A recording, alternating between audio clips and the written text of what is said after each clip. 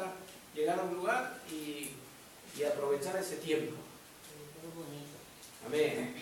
Y ya veremos este año si seguimos haciendo cosas. Yo creo que sí. Así que estemos orando también por los hermanos, estemos orando por la gente que se va a agregar. Porque cada día el Señor agrega los que han de ser salvos a su iglesia. Amén. Y usted sea fiel. Constante, pero fiel.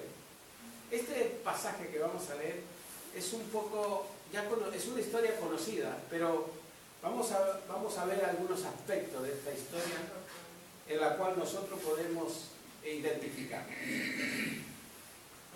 ¿Lo tienen? Amén. Lucas capítulo 15, verso 11 dice: y también dijo, un hombre tenía 2 hijos, y el menor de ellos dijo a su padre: dame la parte de los bienes que me corresponde, y le repartió los bienes. No muchos días después, juntó todo el hijo menor y se fue lejos a una provincia apartada. Allí desperdició sus bienes viviendo perdidamente. Y cuando todo lo hubo malgastado, vino una gran hambre en aquella provincia y comenzó a faltarle. Y fue y se arrimó a uno de los ciudadanos de aquella tierra, el cual le envió a su hacienda para que apacentase cerdos. Y deseaba llenar su vientre de las algarrobas que comían los cerdos, pero nadie le daba. Y volviendo en sí, dijo: ¿cuántos jornaleros en la casa de mi padre tienen abundancia de pan, y yo aquí perezco de hambre? Me levantaré e iré a mi padre, y le diré: Padre, he pecado contra el cielo y contra ti. Ya no soy digno de ser llamado tu hijo. Hazme como uno de tus jornaleros. Y levantándose, vino a su padre, y cuando aún estaba lejos, lo vio su padre, y fue movido a misericordia. Y corrió y se echó sobre su cuello y le besó. Y el hijo le dijo: Padre, he pecado contra el cielo y contra ti, y ya no soy digno de ser llamado tu hijo. Pero el padre dijo a sus siervos: sacad el mejor vestido y vestidle, y poned un anillo en su mano y calzado en sus pies, y traed el becerro gordo y matadlo, y comamos y hagamos fiesta, porque mi hijo muerto, era y ha revivido, se había perdido y es hallado. Y comenzaron a regocijarse. Y su hijo mayor estaba en el campo, y cuando vino y llegó cerca de la casa, oyó la música y las danzas. Y llamando a uno de los criados, le preguntó qué era aquello. Y él dijo: tu hermano ha venido, y tu padre ha hecho matar el becerro gordo, por haberle recibido bueno y sano. ¿Ven? Hasta ahí vamos a leer la primera parte. Luego seguiremos leyendo los versículos que nos quedan. La historia la conocemos, ¿no es cierto? Es de alguien que pidió su herencia. ¿Estaba en su derecho? Algunos dicen que sí, otros dicen que no. Porque el dinero era del padre. Y mientras el padre no se muera, no puedes pedir la herencia. Pero se animó y le pidió la herencia. ¿Y el padre qué hizo? Se la dio. Y él pensaba que podía vivir mejor que en su casa, total, con dinero y con algunas cosas más que se lleva. Pero se fue a otro lugar, dice que vivió perdidamente. Siempre tomamos este pasaje como la gente que se va de la iglesia y después vuelve. ¿No es cierto? ¿Por qué? Porque claro, es el ejemplo de que cuando nosotros volvemos a Cristo arrepentido, Él nos recibe y Él nos pone 3 cosas importantes. Nos viste, nos pone anillo y nos pone calzado. ¿Qué es el calzado? Calzado nuestros pies con el apresto del Evangelio de la paz. O sea, el ejemplo que nos está dando el pasaje es que el Señor, nuestro Padre, siempre que nosotros nos arrepintamos de las cosas que hemos hecho y de nuestro pecado y volvemos a Él, nos perdonará.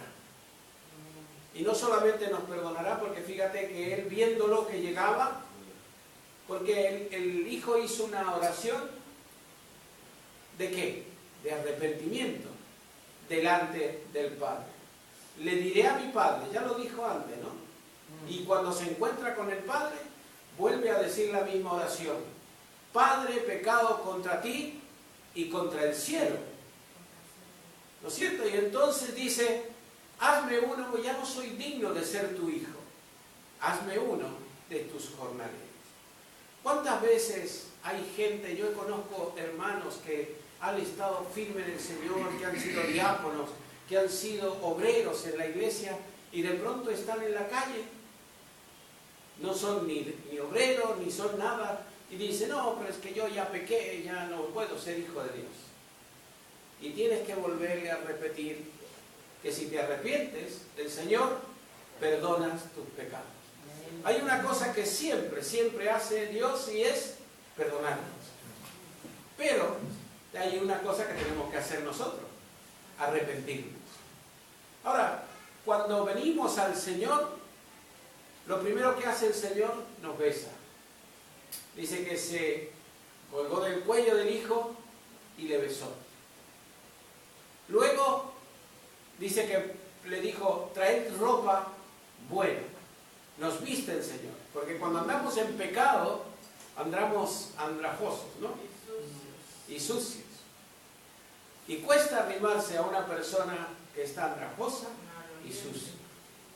Allí en la tienda nos llega gente que nos manda servicios sociales, que vive en la calle, y te puedo asegurar que hay algunos que cuesta atenderlos. Estamos hablando humanamente.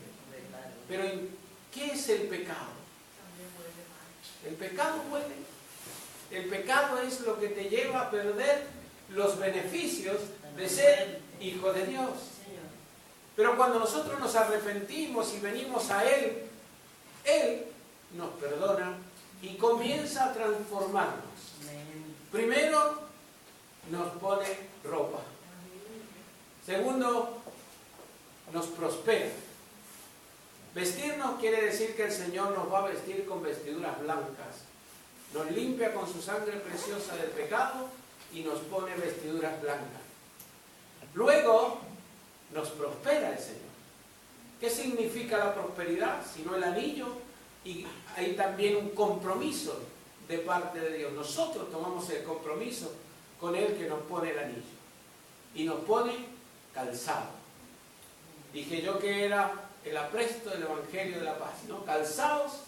Calzarse con paz. ¿Qué es tener paz? Que pase lo que pase, suceda lo que suceda, tienes que tener paz en tu corazón.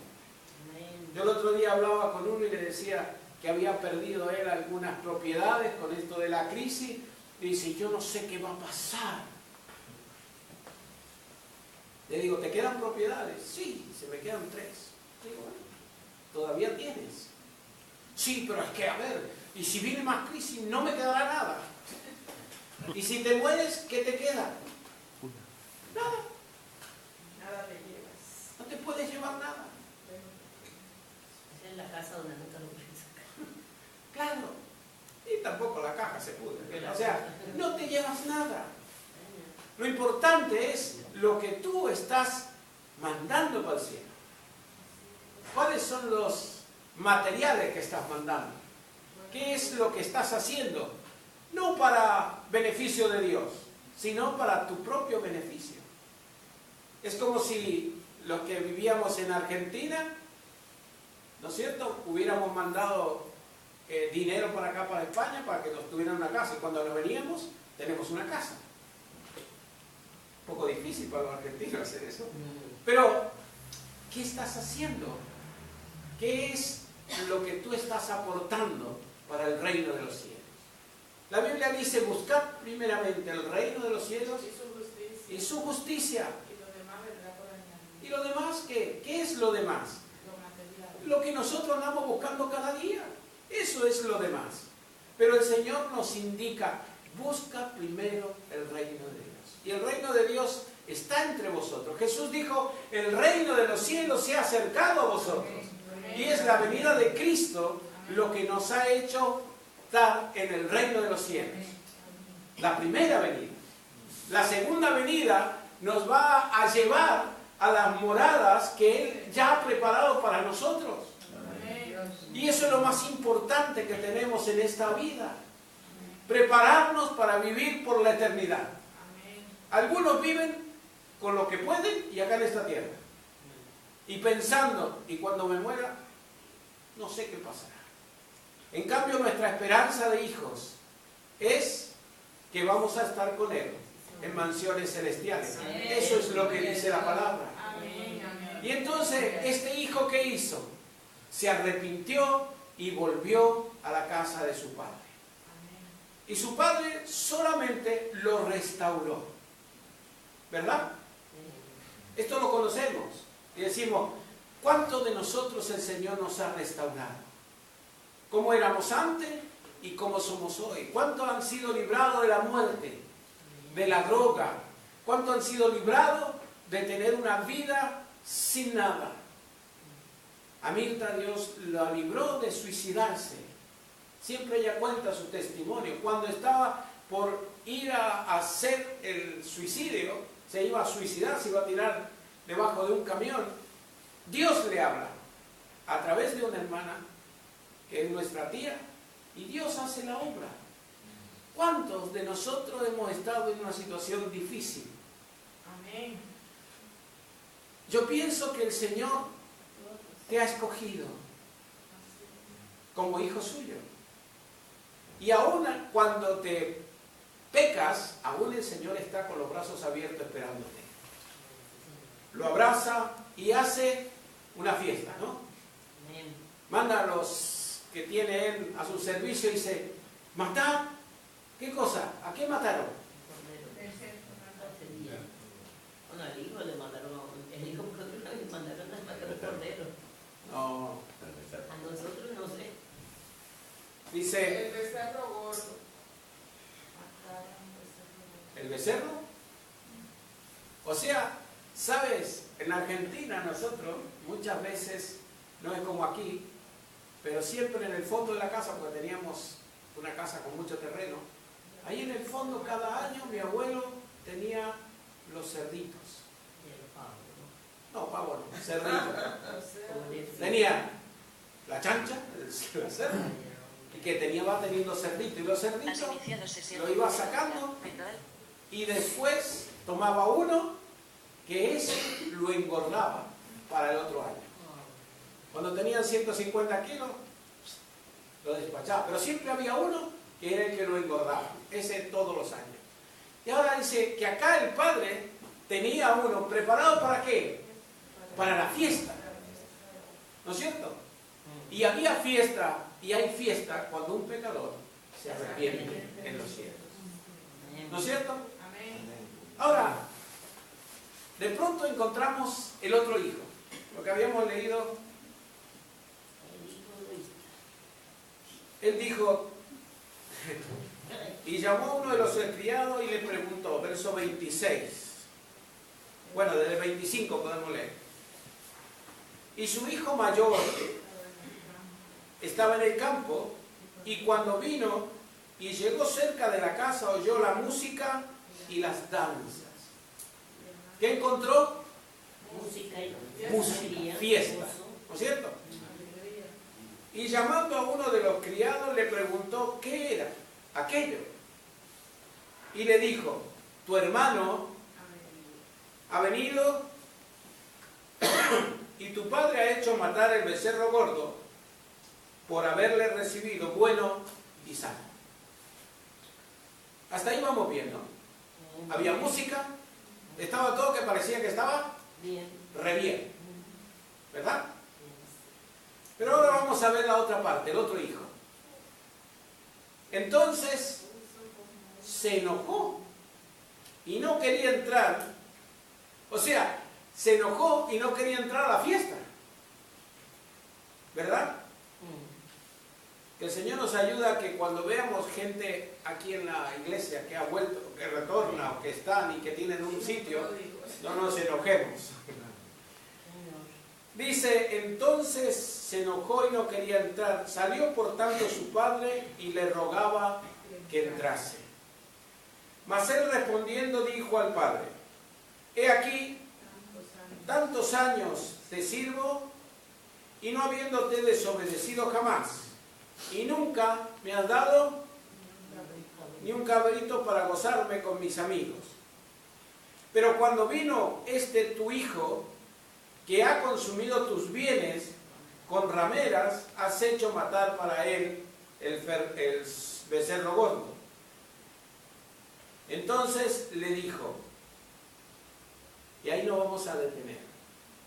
¿Cuáles eran las quejas del hijo? Dice, tu otro hijo, que es malo, porque él consideraba que ese era malo, ha gastado todos tus bienes. En realidad no había gastado todos, solamente había gastado su parte, ¿verdad? ¿Tenía razón este hombre de estar enojado? ¿Sabes cuándo uno se enoja cuando otro es feliz? Cuando uno es egoísta. Se amargó. Y la amargura, ¿qué trae la amargura? Resentimientos. Trae malos pensamientos. Trae algo que yo siempre digo, la amargura trae depresión. Tú hablas con una persona que está deprimida y por más que le quieras ayudar y por más que le cites la Biblia y todo, la amargura que tiene lo lleva a la depresión. Y la depresión bloquea la bendición. ¿Puede estar un cristiano? Esta es una pregunta que me hicieron el otro día los pastores. ¿Puede estar un cristiano con depresión? Es una pregunta. Es decir, ¿puede un cristiano estar con depresión? Puede estar un día triste. No debe. Pero, ¿qué le pasaba a este? Estaba amargado. Llegó, escuchó la música y en vez de decir, qué bueno, hay fiesta en mi casa, nos vamos a agregar a la fiesta, él agarra y dice, ¿qué pasó? ¿Por qué hay fiesta en mi casa? Y después cuando le dice, porque tu hermano que se había muerto, porque su padre pensó que ya no lo vería nunca más, ha vuelto y hay fiesta. Y se enojó. Y cuando uno se enoja, le entra amargura. Y cuando le entra amargura, le entra depresión. Y cuando le entra depresión, el diablo te lo lleva para allá. Donde él le dé la gana. Exacto. ¿Por qué? Por eso es que Pablo decía, todo lo puedo en Cristo que me fortalece. Amén. Cuando lo meten en la cárcel y le han dado de azote, dice que por la noche, ¿qué hacían? Se quejaban toda la noche. Pero ¿cómo va a cantar cuando te dan palos? ¿Por qué? Porque su gozo estaba en el corazón. A él las cosas de afuera le importaban muy poco. Lo que más le importaba es tener ese gozo que tienes en el corazón, porque a Cristo lo tienes dentro. Amén. Y a pesar de las circunstancias, pues tu vida es una vida de fiesta. Amén. Entonces, verso 31. Entonces le dijo una tremenda verdad el padre. Entonces le dijo, hijo, tú siempre estás conmigo. Y todas, escucha bien, y todas mis cosas son tuyas.